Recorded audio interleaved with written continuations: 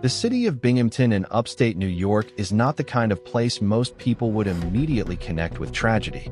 It's a college town, home to thousands of students chasing their dreams and preparing for bright futures. But in March of 2018, that sense of normalcy was shattered by a story so chilling, it would forever alter the lives of a family, a community, and even reach across international borders. It is the story of a young woman named Haley Anderson, a nursing student whose life was filled with light, laughter, and promise, cut short in the most devastating way. Haley was the type of person whose presence stayed with you. Friends described her as sweet, fun, and full of energy, someone who carried an almost effortless ability to brighten a room. She was a daughter, a sister, and a loyal friend. She was playful, supportive, and compassionate. She loved being around people, and people loved being around her.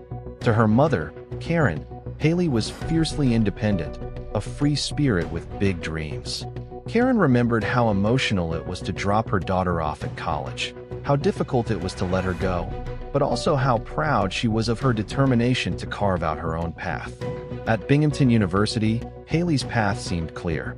She had worked her way into the nursing program, even though it meant staying an extra year in school. But Haley didn't mind. She loved helping people, and she knew this was the career she wanted. Graduation was only a few months away. Her family was already preparing to celebrate.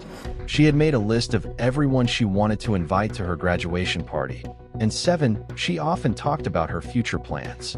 She dreamed of becoming a traveling nurse, maybe even heading to California, living a little more of that free-spirited lifestyle she embraced so much. She wanted to help people while also experiencing freedom, adventure, and life on her own terms.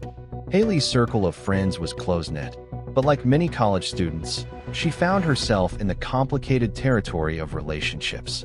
One of the young men she grew close to was Orlando Tercero, another nursing student at Binghamton. Orlando had a good academic record, came from a well-to-do family, and had grown up partly in Nicaragua before moving to the United States. Outgoing and social, Orlando had friends in different circles and seemed to fit in easily.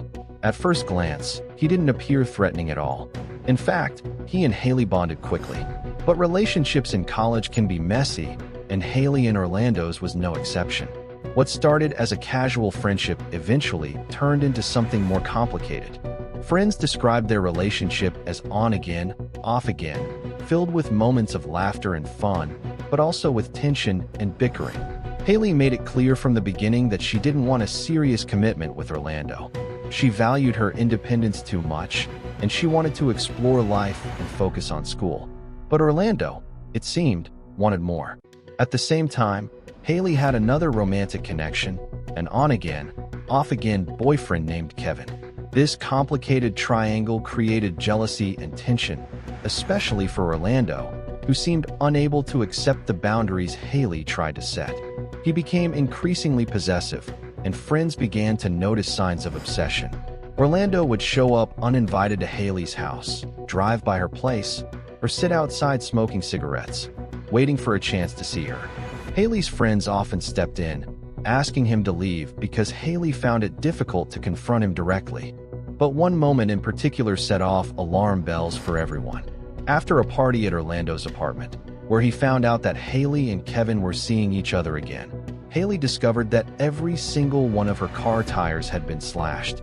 The act was brazen, destructive, and frightening. Friends immediately suspected Orlando, though he denied it and even tried to point the blame elsewhere. For Haley's mother, it was clear who was responsible. She urged her daughter to press charges, knowing that the damage, over $600, could have serious consequences for Orlando, even getting him expelled from the nursing program. But Haley didn't want to take it that far. She trusted that the situation would calm down, that maybe Orlando would back off. Unfortunately, that trust would prove fatal. In early March of 2018, Haley and her roommates had a simple evening together. They drank wine, played board games, and stayed up late into the night. It was the kind of normal, carefree night you expect in college. But the next day, Haley didn't answer her phone. Her friends weren't alarmed at first. Haley loved sleeping in, and missing calls wasn't unusual. But as the hours stretched on, and she still hadn't responded, concern began to grow. She had told a friend she would come to a poetry reading that Thursday night, but she never showed up. She didn't return texts, she didn't call back, and by Friday morning, the silence no longer felt normal. Something was wrong. That same day, police received a call asking them to check on Orlando. A patrol officer went to his apartment, but there was no answer at the door, and his car wasn't there. Around the same time, Haley's roommates decided to use Find My Friends to track her phone. The signal pointed straight to Orlando's apartment. Panic set in. They knocked on the doors, but no one answered. Desperate, they made the decision to climb through a window. Inside, they discovered the nightmare that no one wanted to believe. Haley was in Orlando's bedroom, pale and lifeless. She had been strangled. Her friends screamed, called 911, and backed away in horror. The vibrant young woman who had touched so many lives was gone, her life stolen in an act of violence and betrayal. Police quickly pieced together what had happened. Surveillance footage showed Haley arriving at Orlando's apartment with him, walking inside. After that moment, she was never seen again. Hours later, Orlando was captured on camera leaving the residence alone, throwing trash away, and even going to a pharmacy to buy sleeping aids. He returned home and later attempted to hang himself in the basement, leaving behind a handwritten note in Spanish that read like both an apology and a suicide letter. He wrote to his late father, saying he would see him soon. But instead of ending his life, Orlando packed his bags, bandaged his wounds, and drove to JFK Airport in New York. From there, he boarded a flight to Nicaragua, fleeing justice. Back in New York, police informed Haley's mother of the unthinkable. Two men arrived at her home and delivered the news no parent should ever hear. Her daughter had been found strangled to death.